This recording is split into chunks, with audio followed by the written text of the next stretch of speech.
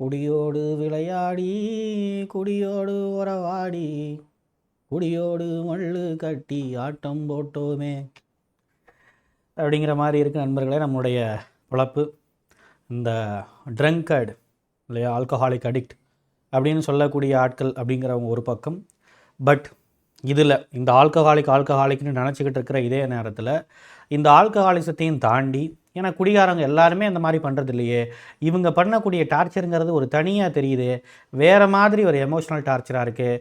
சோபரில் இருக்கும்போதும், அதாவது குடிக்காமல் இருக்கும்போதும், நார்மல் மைண்ட் செட்டில் இருக்கும்போதும் இவங்க ஒன்றும் நம்ம மேலே பாசம் வச்சுருக்க மாதிரி தெரியலையே, குழந்தைங்க மேலே வந்து அன்பு வச்சுருக்கிற மாதிரி தெரியலையே, இது என்ன அப்படிங்கிற பலவிதமான குழப்பத்துக்கு இன்றைக்கி ஒரு சரியான ஒரு தீர்வு அப்படிங்கிறது வந்து இந்த வீடியோ மூலமாக கிடைக்கும் நான் நம்புகிறேன். அதைத்தான் இன்றைக்கி நம்ம வந்து இந்த நாசிசம் அப்படின்னு சொல்லிட்டோம், ஆல்கஹாலிசம், இந்த நாசிசம், இந்த ரெண்டும் சேர்ந்தவர்கள் எப்படி நடந்துப்பாங்க, வெறும் குடிகாரலாக மட்டும் இருக்கிறாங்களா, இல்லை குடிகாரர்களோடு சேர்ந்து அவங்க ஒரு மனநோயாளியாக இருக்கிறாங்களா இல்லையா அப்படிங்கிறத நம்மளோட ஸ்பௌஸை பற்றி என்ன தெரிஞ்சுக்கிறது, அதை பற்றி தான் இந்த வீடியோவில் பார்க்க போகிறோம்.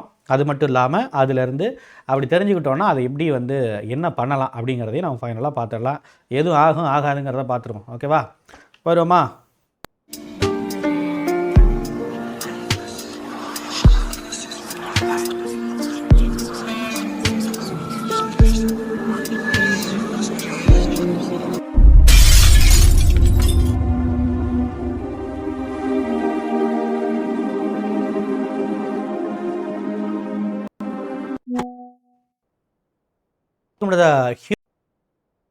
ராஜ்குமார் பாண்டியன், சைக்காலஜிஸ்ட்.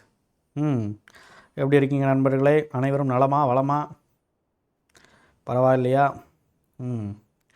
ஓகே, வாங்க பார்த்துருவோம். Alcohol and the narcissism. Yes, first விஷயம் அப்படிங்கிறது இந்த ரெண்டுத்துக்கு இருக்கக்கூடிய ஒரு வேறுபாடு என்ன, ஒரு ட்ரங்க் நாசிஸ்ட் அப்படிங்கிறவங்க வந்து எப்படி இருப்பாங்க, வெறும் வந்து ஒரு குடியாரலுக்கும் ட்ரங்க் நாசிஸ்ட்டுக்கும் இருக்கக்கூடிய வித்தியாசம் என்ன அப்படிங்கிறது வந்து நம்ம பார்த்துடலாம். என்ன இந்த ஃபஸ்ட்டு விஷயம் அப்படிங்கிறது ஆல்கஹால் வித் நாசிசம். ஓகே, ஆல்கஹால்னால் என்னன்னு நமக்கு தெரியும், ஒரு குடிகாரன்னா என்னன்னு தெரியும். எப்போ பார்த்தாலும் குடிச்சிக்கிட்டே இருக்கிறவங்க, குடியிலேயே வந்து ஒரு 4 நிலைமை இருக்குது. ஓகே, ஒரு 4 ஸ்டேஜ் இருக்குது. ஒரு பிஞ்ச் ஆஃப் ட்ரிங்கிங் அப்படின்னு சொல்லிட்டு எப்போயாவது ஒரு தடவை பயங்கரமாக குடிக்கிறவங்க, அப்புறம் வந்து அந்த என்னது சண்டே ட்ரிங்கிங் அப்படிங்கிற மாதிரி வந்து வெக்கேஷனல் ஓரியன்டாக குடிக்கிறவங்க, திருவிழாக்கு வருஷத்துக்கு ஒரு தடவை குடிக்கிறவங்களாம் இருக்கிறாங்க. அப்படி அப்படியே கொஞ்சம் கொஞ்சமாக வந்து என்ன ஆகிடுது, அந்த அக்கேஷ்னல் அப்படிங்கிறது கொஞ்சம் கொஞ்சமாக மாறி ரொம்ப நியர்லி வந்து சண்டேவோடு சேர்ந்து வந்து அப்படியே வெட்னஸ்டே இப்படிங்கிற மாதிரி குடிக்கக்கூடியவங்க, இப்படி பலவிதமான விஷயங்கள் அப்படிங்கிறதுக்கு ஃபைனல் ஸ்டேஜ் குடிங்கிறது. ஒரு சோபர் மைண்ட் செட் அப்படின்னு வந்தாலே, ஒரு சோபர் ஸ்டேஜ்னு ஒன்று வந்தாலே, அதாவது குடிக்காமல் வந்து இருக்கவே முடியாது அப்படிங்கிற மாதிரி எப்பொழுதுமே குடிக்க அடிமையாகி முழுக்க ஆல்கஹாலிக் அடிக்ட் ஆகக்கூடியவங்க தான் கடைசி ஸ்டேஜில் இருக்கிறவங்க. இவங்களுக்கு தான் வந்து பலவிதமான பிரச்சனை உடல் சார்ந்து நிறைய வரும். அவங்களால குடிக்காமல் இருக்க முடியாது. அவங்களுடைய பிரெயின் ஆட்டோமேட்டிக்காக இந்த குடிக்கு அடிமையாகி இருக்கும். இதுதான் வந்து ஒரு எக்ஸ்ட்ரீம் லெவல் ஆஃப் ஆல்கஹாலிசம்னு சொல்லலாம். ஓகே, இது ஒன்று. ரெண்டாவது பக்கம் அப்படிங்கிறது நாசிசிசம். நாசிஸ்னால் யார்? ஓகே, ரொம்ப பேசிக்காக பார்க்கும்போது மற்றவங்களை துன்புறுத்தி, ரொம்ப சேடஸ்ட் மென்டாலிட்டின்னு சொல்லுவாங்க இல்லையா, அந்த மாதிரி வந்து மற்றவங்களை துன்புறுத்தி அது மூலமாக தன்னுடைய இன்செக்யூரிட்டியை வந்து போக்கிக்கிட்டு அது மூலமாக அதையே ஒரு வேலையாக வச்சுக்கிட்டு அது மூலமாக சர்வைவ் ஆகக்கூடிய ஒரு மனநோயாளியை தான் ஒரு நாசிஸ்ட் அப்படின்னு நம்ம சொல்கிறோம். இவங்க வந்து டைரெக்டாக ஒருத்தவங்களை வந்து பயங்கரமாக அடிச்சிட மாட்டாங்க, ஒரு பெரிய அளவில் அட்டாக் பண்ணிட மாட்டாங்க, பெரிய லெவலில் எதுவும் பண்ணிட மாட்டாங்க. ஆனால் இது எப்போ அவங்க செய்வாங்கன்னா, ரொம்ப சரியான நேரம் பார்த்து தனக்கு வந்து எந்த விதமான பிரச்சனையும் வந்துடக்கூடாதுங்கிறதுக்காக மேனுப்புலேஷனுங்கிற ஒரு விஷயத்தை கையாண்டு என்ன பண்ணுவாங்க, அழகாக வந்து பயங்கரமாக மேனுப்புலேட் பண்ணி அவங்களுக்கு தேவையான காரியத்தை சாதிச்சுப்பாங்க. இவங்களுக்கு என்ன தான் வேணும் அப்படின்னா, ஒன்றே ஒன்று தான் வேணும். நீங்கள் எப்பயுமே அழுதுகிட்டே இருக்கணும், நீங்கள் எப்பயுமே அவங்களுக்கு அடிமையாக இருக்கணும். அடிமையாக இருக்கிறதோட சேர்ந்து அவங்க வந்து சாட்டிஸ்ஃபை ஆக மாட்டாங்க. அதுக்கும் மேலே வந்து பலவிதமான விஷயங்களை நம்மக்கிட்ட கேட்டுக்கிட்டே இருப்பாங்க. ஒவ்வொரு நிமிஷமும் ஒவ்வொரு நொடியும் நாம் அவங்களுக்கு அடிமை தாங்கிறத வந்து ப்ரூவ் பண்ணிக்கிட்டே இருக்கணும். அதான் ஒரு நாசிஸ்னுடைய முக்கியமான ஒரு விஷயங்கள். அதில் ஒரு 4 முக்கியமான பிஹேவியர் இருக்குது. ஒன்று என்னது, கண்ட்ரோல் ஃபார் எவ்ரிவேர், எல்லா விதமான நேரங்களையும் நம்மளை கண்ட்ரோல் பண்ணுறது. ரெண்டாவது, நம்மளை ஐசோலேட் பண்ணுறது. நம்மளுடைய பேரண்ட்ஸ்கிட்டே நம்ம பேசக்கூடாது, நம்மளுடைய சிஸ்டர் அண்ட் பிரதர்ஸ்கிட்டே நம்ம சிப்ளிங்ஸ் கூடயே பேசக்கூடாது, யாருக்கிட்டையுமே பக்கத்தில் கூடிய ஆட்கள்கிட்ட கூட, ஒரு ஆம்பளைகிட்ட பேசினா தான் வந்து தப்பு அப்படின்னு கூட வச்சுக்கலாமே, ஆனால் பெண்கள்கிட்ட கூட பேசக்கூடாதுன்னு சொல்கிறது, இந்த மாதிரியான விஷயங்கள். 5வது முக்கியமான விஷயம், செல்ஃப் சென்ட்ரிக் பிஹேவியர். எப்பொழுதுமே தான் ஒரு மிகப்பெரிய ஒரு ஆள், என்னை சுற்றி தான் எல்லாமே சொல்லணும், நான் வந்து எவ்வளோ ஸ்கில் இல்லைனாலும், எந்த விதமான ஒர்த்தும் நான் இல்லைனாலும், என்ன தான் எல்லோரும் மதிக்கணும் அப்படின்னு சொல்லிட்டு ஒரு எப்பயுமே ஒரு செல்ஃப் சென்ட்ரிக் ஓரியன்டாக வந்து போயிட்டுருக்கிறவங்க. நாலாவது முக்கியமான விஷயம் என்ன? Case lighting fellows. Case lighting behaviour. எப்பயுமே நம்மளை ப்ளேம் பண்ணி, நம்மளை எப்பயுமே ஒரு செல்ஃப் டவுட்டாகவே வச்சுருந்து, நமக்கு எதுவுமே தெரியல எப்போ பார்த்தாலும் நம்மளை இன்சிஸ்ட் பண்ணி, நம்மளே வந்து ஒரு தாழ்வாக வந்து நினச்சிக்கிற அளவுக்கு வந்து பண்ணுற அளவுக்கான ஒரு மேனிப்புலேஷனை பண்ணுறது தான் ஒரு கேஸ் லைட்டிங். இதுதான் மேட்டர். இவங்க வெளியில் கூடிய ஆட்களுக்கு தெரியவே மாட்டாங்க. இவங்க இப்படிப்பட்ட நாசிஸ்டாக இருக்கக்கூடிய ஒரு மனநோயாளிகள் ஒரு ஆல்கஹாலிக் அடிக்டாக மாறினா எப்படி இருக்கும்? This is what mask removal. அவங்க ஒரு நாசிஸ்டாக இருக்கிறாங்கன்னு வச்சுக்கோங்க, ஓகே, அவங்க பயப்படுறது ஒன்றே ஒன்று, இந்த சொசைட்டிக்காக. ஆனால் வெளியில் வந்து அப்படியே நான்லாம் இந்த சொசைட்டி என்ன வேணாலும் பண்ணிடுவேன், நான் வந்து அப்படியே அசைந்தாடும் உலகமெல்லாங்கிற மாதிரி நான் அப்படியே அசைச்சு வச்சா அந்த சொசைட்டி என்னாலும் ஆடும், நான் யாரை வேணாலும் 10 நிமிஷத்தில் பேசி மேனிப்புலேட் பண்ணிடலாம்னு சொல்லுவாங்க. ஆனால் மற்றவங்ககிட்ட நம்ம போய் இவங்களை பற்றி ஒரு 2 வார்த்தை சொன்னால் அப்படியே பயந்து நடுங்கிடுவாங்க. அந்த அளவுக்கு சோசியல் ஆன்சைட்டி இருக்கக்கூடிய ஆட்கள் தான் அவங்க. ஆனால் இப்போ ஒரு அந்த ஒரு சோசியல் ஆன்சைட்டினாலே என்ன பண்ணுவாங்க, எல்லா விதமான விஷயத்தையும் ரொம்ப சீக்கிரட்டாக தான் செய்வாங்க. பட் ஒரு குடிபோதையில் இருக்கக்கூடிய ஒரு ஆள், ஒரு ஆல்கஹாலிக் அடிக்டாக மாறின ஒரு ஆள் எப்படி இருப்பாங்கன்னா, இந்த சோசியல் ஆன்சைட்டிங்கிறது கொஞ்சம் கொஞ்சமாக வந்து குறைய ஆரம்பிக்கும். இவங்க எல்லாத்துக்கு முன்னாடி வந்து நம்மளை மேனிப்புலேட் பண்ண ஆரம்பிப்பாங்க, எல்லாத்துக்கும் முன்னாடி வந்து பயங்கரமாக கோவப்படுவாங்க, சில நேரங்களில் எல்லாத்துக்கு முன்னாடி அடிக்கவும் ஆரம்பிப்பாங்க, எல்லாத்துக்கு முன்னாடி கேரக்டர் அசாசினேட் பண்ணுவாங்க. பண்ணி தான் பார்ப்போமே என்ன ஆக போகுது அப்படிங்கிற அளவுக்கான ஒரு பிஹேவியர் வந்து கொண்டு வரும். ஸோ இது வரைக்கும் இந்த சொசைட்டிக்கு நல்லவங்கன்னு போட்டுக்கிட்டு இருந்த அந்த மாஸ்க் அப்படிங்கிறது கொஞ்சம் கொஞ்சமாக அவங்களுக்கு வந்து கலண்டு விழுக ஆரம்பிக்கும். எதுவாக இருந்தாலும் பார்த்துக்கலாங்கிற மாதிரி, ஏதோ ஒரு பிரேவாக இருக்கிற மாதிரியான ஒரு தைரியத்தை இந்த ஆல்கஹாலிக் விஷயங்கள் அப்படிங்கிறது கொடுக்கும். It seems very dangerous, right? Inhibition drops. இது வரைக்கும் ரொம்ப அப்படியே அந்த கண்ட்ரோலாக இந்த மாதிரியான ஒரு பழக்கத்துக்குள்ளேயே இருந்துக்கிட்டு இருந்தாங்கல்ல, இது எல்லாம் இப்போ வந்து விட ஆரம்பிச்சிச்சு. அவங்களுக்குள்ள அந்த பயங்கிறது போக ஆரம்பிச்சிடும், அவங்களுக்குள்ள அந்த குழப்பங்கிறது போக ஆரம்பிச்சிடும், அவங்களுக்குள்ள திடீர்னு பார்த்தா ஒரு தைரியம் வந்துடும், யாரை வேணாலும் என்ன வேணாலும் பண்ணிடலாங்கிற ஒரு மிகப்பெரிய ஒரு விஷயத்துக்கு போக ஆரம்பிச்சிருவாங்க. இப்படிப்பட்ட பலவிதமான விஷயங்கள் அப்படிங்கிறது வர ஆரம்பிக்கும். இது ஒரு எக்ஸ்ட்ரீம். இன்னொரு எக்ஸ்ட்ரீம் அப்படிங்கிறத பார்த்தீங்கன்னா, அவங்களால ஏற்கனவே அவங்களுக்குள்ள ஒரு இன்செக்யூரிட்டி இருக்கும். இப்போ இந்த ஆல்கஹாலிக் மூலமாக இது மூலமாக வரக்கூடிய கில்ட்டு, ஷேமு, இந்த மாதிரி விஷயங்கள்லாம் அவங்களுக்கே தெரியாமல் பாதிக்கும். அதெல்லாம் அவங்களுக்கே தெரியாது, நமக்கும் தெரியாது. பட் இதெல்லாம் பயங்கரமாக பாதிக்க ஆரம்பித்தோடனே நைட்டு சரியாக தூங்காமல் இருக்கிறது, சாப்பிடாமல் இருக்கிறது, பயங்கர எக்ஸ்ட்ரீம் லெவல் ஆஃப் விஷயங்களை வந்து பண்ணிகிட்டு இருக்கிறது. திடீர்னு பார்த்தா ஆல்கஹாலிக்கை நான் நிப்பாட்டிட்டேன்னு சொல்லிட்டு ஆல்கஹாலிக்கை நிப்பாட்டுறேங்கிற பேரில் அதை நிப்பாட்டி நம்மளை பலவிதமான விஷயங்களில் டார்ச்சர் பண்ணுறது. ஐயோ, தயவுசெய்து நம்மளே வந்து ஏதோ ஒயின் ஷாப்பில் போய் கொஞ்சம் வாங்கி கொடுத்துருவோம்ப்பா, தயவுசெய்து நீ குடிச்சிருப்பா, எனக்கு வேணாம்ப்பா சாமி, இந்த கேரக்டர் என்னால் தாங்க முடியலப்பா, நீ சோபராக இருக்கேன், நீ திருந்தி இருக்கிறேன், நீ சபரிமலைக்கு மாலை போட்டிருக்கேன்னு சொல்லிட்டு நீ பண்ணக்கூடிய அலும்பெல்லாம் வந்து அந்த ஐயப்பனுக்கே எடுக்காத சாமி, ஆளை விட்றா அப்படிங்கிற அளவுக்கு வந்து பலவிதமான எக்ஸ்ட்ரீமான விஷயங்களை சோபராக இருக்கிறேங்கிற பேரில் செய்ய ஆரம்பிக்கிறது. ஏன்னா சரியாக தூங்காமல் இருக்கிறது, எக்ஸ்ட்ரீம் லெவல் ஆஃப் ஆல்கஹாலிக் அடிக்ஷனை ரொம்ப சீக்கிரமாக இவங்க ரீச் ஆயிடுவாங்க. ஒரு நார்சிஸ்ட் வந்து ரொம்ப சீக்கிரமாக ரீச் ஆயிடுவாங்க, அந்த 4th ஸ்டேஜ் அப்படிங்கிறது. ஓகே, ஒவ்வொருத்தவங்களுக்கு அந்த 4th ஸ்டேஜ் ரீச் ஆகிறதுக்கு குறைஞ்சது ஒரு 10 வருஷம் ஆகும்னு சொன்னால், இவங்க வந்து ஒரு 2 to 3 இயர்லேயே ரீச் ஆயிடுவாங்க. எல்லா விதமான விஷயங்கள்லையும் வந்து இதை கன்சியூம் பண்ண ஆரம்பிச்சிருவாங்க. இதில் முக்கியமான ஒரு விஷயம், தன்னுடைய நார்சிஸ் பிஹேவியரை வந்து மறைச்சிக்கிறதுக்காக இந்த ஆல்கஹாலிசம் வந்து முக்கியமான ஒரு விஷயமா எடுத்துப்பாங்க. இதை வச்சு தன்னுடைய நார்சிஸ் பிஹேவியரை மறைச்சிப்பாங்க. நான் குடிக்கிறனால தான் நான் உன்னை அடிக்கிறேன், ஏன்னா நான் குடிக்கிறனால தான் உன்னை கேரக்டர் அசாசினேட் பண்ணி பேசுகிறேன், நான் குடிக்கிறனால தான் உன்னுடைய சொத்தெல்லாம் எழுதுவாங்கன்னு நினைக்கிறேன், உன்னுடைய ப்ராப்பர்ட்டிலாம் இது பண்ணுறேன், நான் குடிக்கிறனால தான் இந்த விஷயங்கள் நடக்குது, ஒருவேளை நான் குடியை விட்டுட்டேன்னு சொன்னால் எல்லாமே சரியாயிருங்கிற மாதிரி ஒரு பொய்யான நம்பிக்கைக்கு நமக்குள்ளே கொண்டு வர ஆரம்பிப்பாங்க, கொண்டு வர ட்ரை பண்ணுவாங்க. This is very important thing, right? Rage and breaking barriers.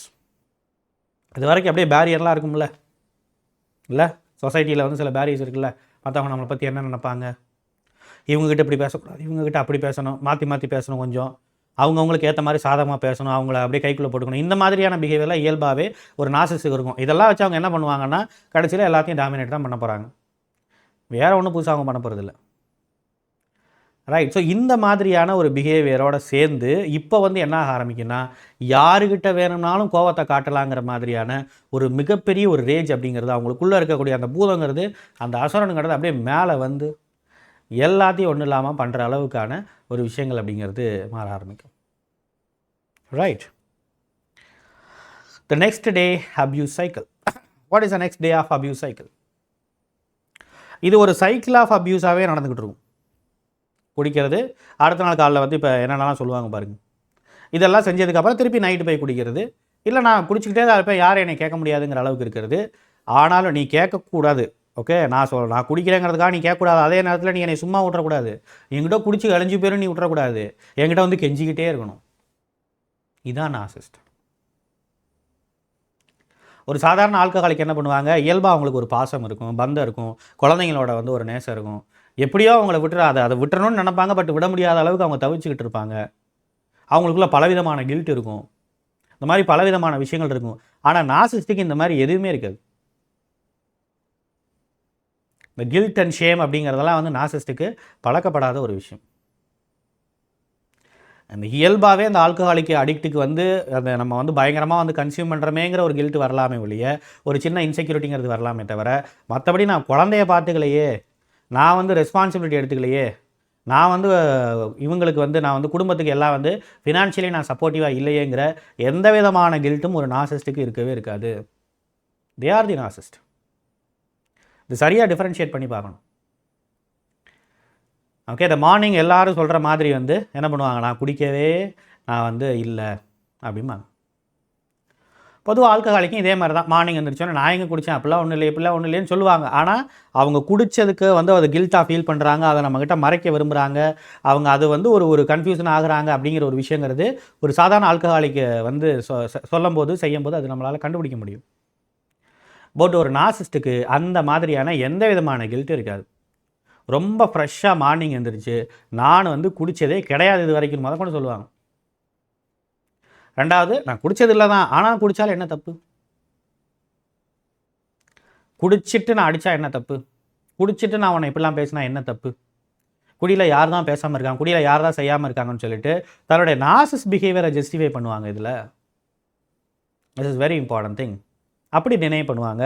தான் செய்யக்கூடிய தப்பே கிடையாது அப்படிங்கிற மாதிரி வந்து அவங்க வந்து டினை பண்ணுவாங்க. It's not a wrong thing at all அப்படிங்கிற மாதிரி சொல்லுவாங்க. அண்ட் மினிமைசேஷன், யார் தான் குடிக்கலை. இவங்களோட மேனிப்புலேஷனில் ஒரு முக்கியமான விஷயம் அப்படிங்கிறது இவங்க பொறுத்த வரைக்கும் இவங்க குடிக்கிறாங்க, அதை நீங்கள் கேட்குறீங்க, இது தப்பு அப்படிங்கிறதெல்லாம் கிடையாது. பேசிக்காகவே நான் என்ன செஞ்சாலும் நீ கேட்கக்கூடாது, அதுதான் ரொம்ப முக்கியமானது. இதான் ஒரு நார்மல் ஒரு ஆல்கஹாலிக் அடிக்ட்டுக்கும் ஒரு நார்சிசிஸ்டுக்கு இருக்கிற பெரிய வித்தியாசம். நான் வந்து என்ன செஞ்சாலும் நீ கேட்கக்கூடாது, நான் குடிக்கிறேங்கிறதெல்லாம் கிடையாது. நான் என்ன செஞ்சாலும், நான் எவ்வளவு செலவு பண்ணாலும், இவங்க வந்து ஒரு பார்ட்டிக்கு இல்லை ஒரு குடிக்கு வந்து எவ்வளோ செலவு பண்ணுவாங்கன்னா, ஒரு நார்மல் பர்சன் செலவு பண்ணுறதை விட 10லேருந்து 20 மடங்கு அதிகமாக செலவு பண்ணுவாங்க. இவங்க சாதாரணமாலாம் குடிக்க மாட்டாங்க. இவங்க அதில் போய் ஒரு தாராள மனப்பான்மையை காமிக்கிறேன்ட்டு பல பேர்த்துக்கு வாங்கி கொடுக்கறதுலேருந்து இவங்க குடிச்சு மட்டுமே பல சொத்துக்களை அளிப்பாங்க. நம்பவே முடியாது நம்மளால். வெளியில் சொன்னாலும் யாரும் சொன்னால் நம்ப மாட்டாங்க. அந்த அளவுக்கு செய்யக்கூடிய ஒரு ஆட்களாக அவங்க இருப்பாங்க. ஓகே, குழந்தைங்களுக்காக நம்ம சேர்த்து வச்சதுலேருந்து, ஃபிக்ஸட் டெபாசிட்லேருந்து, ஒரு ஆர்டி போட்டு வச்சுருப்போம், அதுலேருந்து எல்லா விதமான விஷயங்களையும் இவங்களோட குடிக்காகவே நம்ம அளிக்க வேண்டியது இருக்கும். இதுதான்டா சாக்குன்னு சொல்லிட்டு உங்ககிட்ட இருக்க ஃபினான்ஷியல் விஷயங்களை எல்லாத்தையும் ஜீரோ பண்ணுறதுக்கு அவங்க தயாராக இருப்பாங்க. அண்ட் அதை குடிக்காகத்தான் செய்கிறேன்னு சொல்லிட்டு அப்படியே மினிமைஸ் பண்ணுவாங்க. இப்போ வெளியில் போய் நீங்கள் கிளைம் பண்ணால் என்ன ஆகும்? குடிக்கிறனால தான் அப்படி இருக்காங்க, குடியெல்லாம் ஒரு காலத்தில் தான் விடுறேன்னு சொல்லியிருக்காங்கல்ல, விட்டா எல்லாம் சரியாக போயிடும் அப்படின்னு மற்றவங்க ஆறுதல் சொல்கிறதுக்கு அது ஒரு பாயிண்ட் அமையும். ஸோ வெளியில் சொன்னால் நம்மளுடைய விஷயங்களை சரியாக எம்பத்தைஸ் பண்ண மாட்டாங்க. நம்மளை டேரெக்டாக நம்ம என்ன சொல்ல வர்றோமோ நம்மளுடைய பெயினை வந்து எக்ஸாக்டாக வந்து அவங்க வந்து புரிஞ்சிக்க மாட்டாங்க, ஈவன் நம்மளுடைய ஃபேமிலி மெம்பர் முதற்கொண்டு. ஏன்னா இன்றைக்கி வந்து குடிங்கிறது ஒரு ரொம்ப ஜென்ரலைஸ்டான ஒரு விஷயமாக மாறிடுச்சு. அது ஒரு அடிக்ஷன்லேருந்து எடுத்துடலாமாங்கிற அளவுக்கான ஒரு விஷயமாக மாறிடுச்சு. But still it's been addictive stuff அப்படிங்கிறது வந்து பெரிய அளவில் ரெகனைஸ் பண்ணப்படல. அதான் ஒரு மிகப்பெரிய ஒரு வருத்தத்துக்குரிய விஷயம், right? So this is what blame shifting. நான் குடிக்கிறதுக்கு ஒரே காரணம் நீ தான், இதுதான்டா சாக்கு அப்படின்னு சொல்லிட்டு இந்த குடிங்கிற ஒரு விஷயத்தை நீங்கள் கிளைம் பண்ணுறீங்களா, இதுதான் சாக்குன்னு சொல்லிட்டு எல்லா விதமான ப்ளேமையும் உங்கள் மேலேயும், உங்களுடைய குடும்பத்து மேலேயும், உங்களுடைய பிரதர் மேலேயும், உங்கள் சிஸ்டர் மேலேயும், எல்லாத்து மேலேயும் போட ஆரம்பிப்பாங்க. சிம்பிள். இப்போ ஒரு நார்மலான ஒரு ஆல்கஹாலிக் என்ன பண்ணுவாங்க, அந்த நேரத்தில் அதை மட்டும் அப்படியே பேசிட்டு அப்படியே எஸ்கேப் ஆகி ஓடிடுவாங்க. சும்மா அவங்க மேலே ஒரு ப்ளேமை போட்டு ஏதோ ஒரு சண்டையை போட்டு அதாண்டா சாக்குன்னு சொல்லிட்டு எஸ்கேப் ஆகி ஓடிடுவாங்க. ஆனால் இவங்க அப்படி இல்லை. நான் வந்து குடியை நிப்பாட்டணும்னா நீ என்ன செய்யணும் தெரியுமா அப்படின்னு இதில் அப்படியே நம்மளை வந்து அப்படியே கண்ட்ரோல் எடுத்துகிட்டு வருவாங்க. நான் வந்து குடிக்கணும்னு சொன்னால் நீ உன்னுடைய வீட்டில் இருக்கவங்க யாருக்கிட்டையும் பேசாமல் இருக்கணும், நீ வீட்டில் இருக்கவங்க கூட பேசுகிறதா என்னை குடிக்க தூண்டுது அப்படிமா. நான் பேசுகிறதுக்கும் நீங்கள் குடிக்கிறதுக்கு என்ன சம்மந்தம், சம்மந்தப்படுத்திக்கோங்களே, சம்மந்தப்படுத்திக்கும் அப்படிங்கிற மாதிரி வந்து இப்படிப்பட்ட ஒரு ப்ளேமை வந்து உள்ளே கொண்டு வந்து அதை வச்சு ஒரு கண்டிஷனல் ஒரு கண்ட்ரோலை வந்து கொண்டு வரணும்னு நினைப்பாங்க. அப்படி அவங்களை கண்ட்ரோல் பண்ணணும்னு நினைப்பாங்க. Got it. And gaslighting. கேஸ் லைட்டிங்னா என்ன? ரொம்ப சிம்பிள். நான் வந்து இப்படிலாம் குடிச்சிக்கிட்டு இருக்கேன், நான் வந்து ஃபினான்ஷியலி சப்போர்ட் பண்ணல, இதெல்லாம் பண்ணல, ஓகே ரைட்டு. நீ என்ன பண்ண? நீ எப்படிப்பட்ட ஒரு ஆள் பற்றியா? இப்போ நான் சப்போர்ட் இல்லைன்னா உன்னால் எதுவுமே செய்ய முடியாது பாரு. இப்போ ஏன் என்கிட்ட வந்து அழுகிற? இதுக்கான காரணம் என்ன? உன்னுடைய செல்ஃபிஷ்னஸ் தான் இது காரணம். இதில் என்ன செல்ஃபிஷ்னஸ் இருக்குது? நீ வந்து ஏதோ பண்ணணும்னு நினைக்கிற, உன்னுடைய செல்ஃபிஷ்னஸ் தான் இது காரணம். அதாவது அவங்க சொல்கிற விஷயங்களில் எதுலேயுமே பின்னாடி வந்து ஒரு லாஜிக்கலான ரீசனே இருக்காது. ஏதோ இஷ்டத்துக்கு வந்து சொல்லி எதேதோ விஷயங்களை வந்து அவங்க கனெக்ட் பண்ணி அப்படிப்பட்ட ஒரு விஷயத்தை கொண்டு வந்து கடைசியாக உங்களை கில்ட்டாக ஃபீல் பண்ண வச்சு நீங்கள் தான் எல்லாத்துக்கும் காரணங்கிற மாதிரி ஒரு வந்து ஒரு ஒரு ஸ்டிக்மாவை வந்து குத்தி என்ன ஒரு லேபிள் பண்ணி அவங்கள வந்து உட்கார வைக்கணும், உங்களை வந்து அழ வைக்கணும். அதுதான் ரொம்ப முக்கியமானது. நீங்கள் நிம்மதியாக தூங்கிடக்கூடாது அன்றைக்கி நைட்டு. நல்லா யோசிச்சு பாருங்கள், நம்ம நிம்மதியாக தூங்கி எத்தனை நாள் இருக்கும், எத்தனை வருஷம் இருக்கும். இவன் அப்படியே நம்ம வந்து உலகத்தில் இருக்கிற மாதிரி வேறு ஏதாவது இல்லூஷனல் வேர்ல்டில் இருக்கிற மாதிரி தெரியாமையே நாம் வந்து இருந்துகிட்டு இருக்கோம். This is what it is, right? And what is here? Okay, drop and emotional impact. So இதெல்லாம் எந்த மாதிரியான எமோஷன்ஸை நமக்குள்ளே க்ரியேட் பண்ணணும்னு சொன்னால், அந்த ஃபஸ்ட்டு திங் ஃபால்ஸ் ஹோப். கூடிய விட்டால் எல்லாம் சரியாயிருங்கிற நம்பிக்கையை மற்றவங்க நம்புகிறாங்களோ இல்லையோ நாமளே நம்ப ஆரம்பிப்போம். ஆமாம், இது ஒரு நார்மலான பிஹேவியர் தானே, மற்றவங்க சொல்கிறாங்களோ இல்லையோ, அந்த நாசு சொல்கிறாங்களோ இல்லையோ, நாமளே வந்து அதை வந்து நார்மல் தான் அப்படின்னு நம்ம அதை மினிமைஸ் பண்ண ஆரம்பிப்போம். இதான் நமக்குள்ளே இருக்கக்கூடிய எமோஷனல் காம்ப்ளெக்ஸ். இப்படிப்பட்ட ஒரு எமோஷனல் வூண்ட்ஸை நமக்குள்ளே க்ரியேட் பண்ணி இப்படி நம்மளே கேஸ் லைட்டிங் பண்ணிக்கிற அளவுக்கு வந்து நம்மளை வந்து இது ப்ரிப்பேர் பண்ணும். This is what a false hope. The second one, emotional exhaustion. அப்படியே எக்ஸாஸ்டடாக ஃபீல் பண்ண ஆரம்பிச்சிடும். அப்படியே வெதும்பி போகிறதுன்னு சொல்கிறாங்கல்ல, இல்லை அப்படியே ஒன்றுமே இல்லாமல் அப்படியே நிலகுடஞ்சி போகிற மாதிரி வந்து அப்படியே ஒன்றும் இல்லாமல் வந்து எக்ஸாஸ்டடாக நம்ம ஃபீல் பண்ண ஆரம்பிச்சிடும் எமோஷ்னலி. என்ன பண்ண முடியும்? ஒரு பிரச்சனைக்கான சொல்யூஷன் அப்படிங்கிறது, ஒவ்வொரு சொல்யூஷன் அப்படிங்கிறது அந்தந்த காலத்தில் வந்து இந்த பிரச்சனைக்கு இந்த சொல்யூஷன் அப்படின்னு சொல்லிட்டு நம்ம நினைக்கிறோம், அதுக்கு இனிஷியேட்டிவ் எடுக்கிறோம். உண்மையிலே அந்த சொல்யூஷன் கிடைக்கலங்கும் போது இப்படியே ஏதோ அனுமான் வால் மாதிரி நீண்டிக்கிட்டே போகிற மாதிரி அப்படியே நீண்டிக்கிட்டே போய்கிட்டே இருக்கு. இது ஒரு ஏதோ விக்ரமாதித்தன் கதை மாதிரி வந்து அப்படியே போய்கிட்டே இருக்குது. அது சாடு ஒரு விடுகதை போடுறது, ஒரு விடுகதை போட்டதுக்கு அது சரி பண்ணுறது, சரி பண்ணால் என்ன ரிசல்ட் கிடைக்கும்? ஒன்றும் கிடைக்காது. அப்புறம் இன்னொரு பிரச்சனை வரும், அதே பிரச்சனை அப்படியே கண்டினியூஸ் ஆகிட்டே இருக்கும். நம்மளும் வந்து பலவிதமான டைமென்ஷன்லேருந்து சொல்யூஷன் கொடுத்து பார்ப்போம். பட் நம்மளால் சொல்யூஷனையே கண்டுபிடிக்க முடியாது, சொல்யூஷனே கொடுக்க முடியாது. அப்படி கொடுக்க முடியாதுங்கிறனால, இந்த பிரச்சனை தீரவே மாட்டுதுங்கிறதுனால நமக்குள்ளே வந்து ஒரு கிரேட் லெவல் ஆஃப் எக்ஸாஷன், ஒரு எமோஷனல் எக்ஸாஷனுங்கிறது கிரியேட் ஆகுது. Right? Self doubt. Having a self doubt. Lot of self doubt.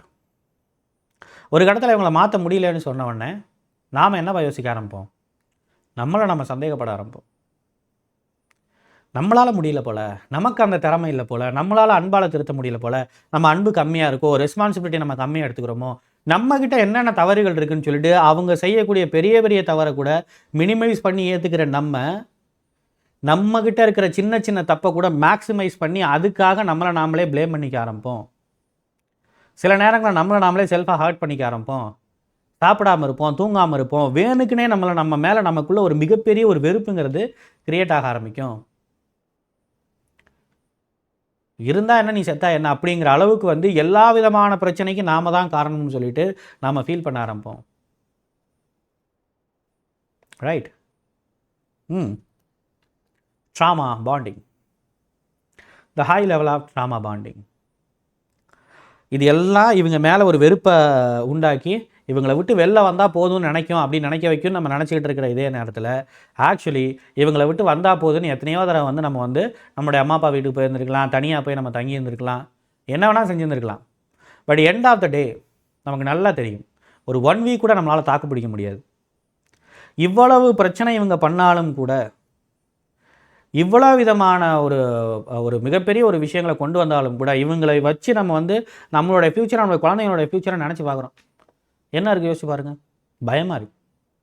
அங்கே பயம்தான் இருக்கே தவிர வேறு ஒன்றும் எந்த விதமான ஹோப்பும் நம்ம வந்து நல்லபடியாக வாழ்வோன்னு சொல்லியோ, நம்மளுடைய குழந்தைங்களை நம்ம நல்லா வளர்த்துருவோன்னு சொல்லியோ எந்த விதமான ஹோப்பும் நமக்கு வராது. அகைன் அண்ட் அகைன் நமக்குள்ளே பயம் தான் வந்துக்கிட்டு இருக்கும். இப்படி பயந்தாலும் கூட நாம் இவங்களை விட்டு வெளில போகிறோன்னு நினைக்கவே மாட்டோம். ஏன்னே நமக்கே தெரியாது. எல்லாரும் நம்மக்கிட்ட கேட்பாங்க, வாழ்க்கை நீ தான் முடிவு பண்ணணும், இவ்வளோ சொல்கிற இல்லை, 2 மணி நேரம் பேசுகிறல்ல, நீ விட்டுட்டு வந்துட வேண்டியதானே, எதுக்கு பேசிக்கிட்டே இருக்கிற, எதுக்கு புலம்பி அதுக்குள்ளே இருக்கிற, எதுக்கு 2500 சொல்யூஷன் ஆல்ரெடி கொடுத்து அது வந்து ஒன்றும் இல்லாமல் போனதுக்கப்புறமும் திருப்பி ஏன் சொல்யூஷனை நோக்கியே போடுற, உன்னோட சொல்யூஷன் எல்லாமே எப்படி அவங்கள ஹேண்டில் பண்ணலாங்கிறது மட்டும் ஏன் இருக்குது, ஏன் உன்னால் அதுலேருந்து வெளில வரணும்னு நல்லா யோசிக்க முடியல, ஏன் நீயா பொய்யான காரணங்களை நீயா கிரியேட் பண்ணி இதனால தான் நான் வெளில வரல, அதனால தான் நான் வெளில வரலன்னு உனக்கு நீயே ஏன் வந்து ஒரு சமாளிஃபிகேஷன் மாதிரி கொடுத்துக்கிற, ஒரு ஜஸ்டிஃபிகேஷனை ஏன் உன்னோட ஸ்டாண்டை வந்து ஜஸ்டிஃபை பண்ணிக்கிட்டே இருக்கிற. நல்லா யோசிச்சு பாரு, குழந்தைங்களால நீ வெளில வர முடியலன்னு சொல்கிற, ஏன் நீ டிவோர்ஸ் வாங்கினவங்க எல்லாத்துக்கும் குழந்தை எல்லாமே வெளில வர்றாங்க, ஃபினான்ஷியல் ட்ரபிள்னால வெளில வர முடியலன்னு சொல்கிறேன், ஏன் இன்றைக்கி டிவோர்ஸ் வாங்குற எல்லாரும் ஃபினான்ஷியலி ரொம்ப சூப்பராக இருக்கக்கூடியவங்களா வெளில வராங்க, வெளில வந்து எல்லோரும் கஷ்டப்படுறாங்கல்ல, கஷ்டப்பட்டு ஒரு அதிகபட்சம் ஒரு 2-3 வருஷம் வந்து இந்த சொசைட்டியில் கஷ்டப்பட்டால் நம்ம பழகிக்கலாம், அப்படியே கொஞ்சம் கொஞ்சமாக நம்ம மேலே வந்துடலாம் தானே. சொசைட்டி ஓரளவுக்கு நம்ம ஃபெமிலியர் ஆக ஆரம்பிச்சிட்டோம்னா அப்புறம் என்ன கேமு இது என்னங்கிறது புரிஞ்சிடும், அதை கரெக்டாக நம்ம விளாண்டோம் அப்படின்னு சொன்னால் ஆட்டோமேட்டிக்காக நம்ம என்ன பண்ணிட முடியும், நம்மளால் வந்து இந்த சொசைட்டியில் ஒரு நல்ல இடத்துக்கு வந்துட முடியும் தானே. நமக்கு படிப்பு இருந்தாலும் நமக்கான ரிசோர்ஸ் இருந்தாலும், ஏன்னா எல்லா விதமான விஷயம் இருந்தாலும் கூட இல்லைன்னு சில விஷயங்களை சொல்லிக்கிட்டு நாம் ஏன் இவங்க கூடயே தங்கிக்கிட்டு இருக்கோம். இது எல்லாத்துக்கும் காரணங்கிறது ஒன்றே ஒன்று, that is we call trauma bonding. இது ஒரு ட்ராமா, துன்பத்துக்கெலாம் மேலே, கஷ்டம் நஷ்டம்னு சொல்கிறல, அந்த நஷ்டம் கஷ்டத்துக்கெலாம் மேலே தான் ஒரு ட்ராமா. இந்த ட்ராமா மேலே இருக்கிற நமக்கான பாண்டிங், இது ஏங்கிறத சொல்கிறது அவ்வளோ சாதாரண ஒரு விஷயம் கிடையாது, ரைட்? இதுதான் இந்த ட்ராமா பாண்டிங். இந்த மாதிரியான இம்பாக்ட்லாம் கிரியேட் பண்ணுது. So what the counselling will do if you are taking the online counselling. So நம்மகிட்ட ஆன்லைன் கவுன்சிலிங் இருக்குது. ஸோ அந்த ஆன்லைன் கவுன்சிலிங் நம்ம என்ன சொல்லி தருவோம் அப்படின்னா நமக்கு கிடைக்கும் எம்பத்தைசிங் த எமோஷன்ஸ். ஃபஸ்ட்டு நமக்குள்ளே இருக்கக்கூடிய எமோஷன்ஸை முதல்ல நம்மளை மாதிரியே புரிஞ்சுக்கிற ஒரு பர்சன் தேவைப்படுறாங்க. மற்றவங்க எல்லாம் புரிஞ்சுக்கிறேன்னு சொல்கிறாங்க, ஆக்சுவலி அவங்க புரிஞ்சிக்கலைங்கிறத அவங்க சொல்கிற அட்வைஸ்லேருந்தே நம்மளால் புரிஞ்சிக்க முடியும். Simple.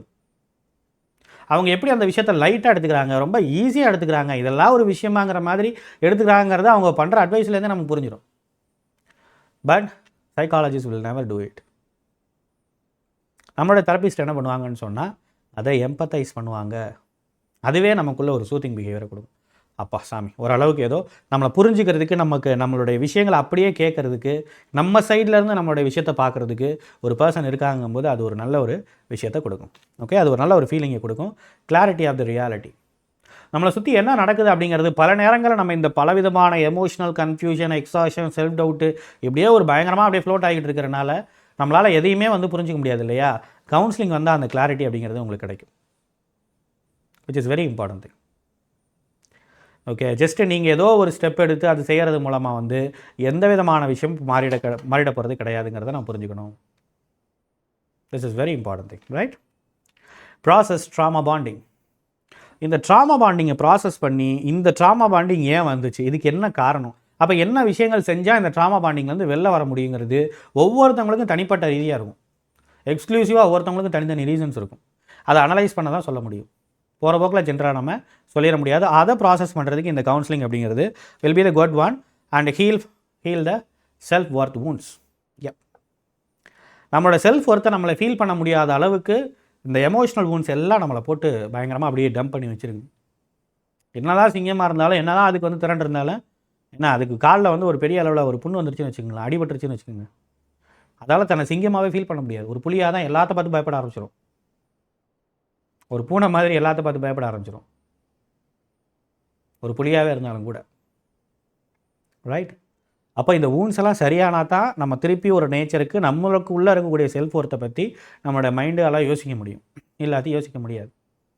So that's why you need a counselling. Come for the counselling. இந்த நம்மளுடைய டிஸ்கிரிப்ஷனில் நம்மளுடைய அட்மினுடைய நம்பர் இருக்குது, தாராளமாக புக் பண்ணிக்கோங்க, கால் பண்ணி நீங்கள் புக் பண்ணலாம். ஓகே, தாராளமாக நீங்கள் புக் பண்ணுங்கள். கொஞ்சமாக 2-3 செஷன்ஸுங்களாம் போக ஆரம்பிக்கும் போதும் உங்களுக்கே வந்து சில ரியலைசேஷன் அப்படிங்கிறது வர ஆரம்பிக்கும். கண்டிப்பாக இது வந்து ஒரு ஒர்த்ஃபுல்லாக இருக்கும். That is a matter. Okay, தயவு செய்து இது ஒரு பெரிய விஷயங்கிறனால இதில் நான் எந்த விதமான டிப்ஸும் கொடுக்கல. தயவுசெய்து நீங்களாக ஏதாவது செஞ்சு அகைன் அண்ட் அகைன் இந்த ட்ராமா லூப்புக்குள்ளே மாட்டிக்காதீங்க. திரும்பி இப்போ கடைசியில் வந்த இடத்துக்கே தான் வந்து நிற்பீங்க. ஸோ இப்படி வந்து போயிடாதீங்க. That is very important thing. It's a matter. Okay, என்றைக்குமே நம்ம வந்து ரொம்ப வந்து அவேர்னஸாகவும் விஜிலண்ட்டாகவும் நம்ம இருந்து நம்மளை நாம் என்றைக்கு ஹீல் பண்ணிக்கிறோமோ அன்றைக்கி தான் வந்து நாம் நம்மளை ஸ்ட்ராங் பண்ணிவிட்டு நமக்கு ஒரு சரியான ஒரு வாழ்க்கையை நம்ம அமைச்சிக்க முடியும். Right, that is what.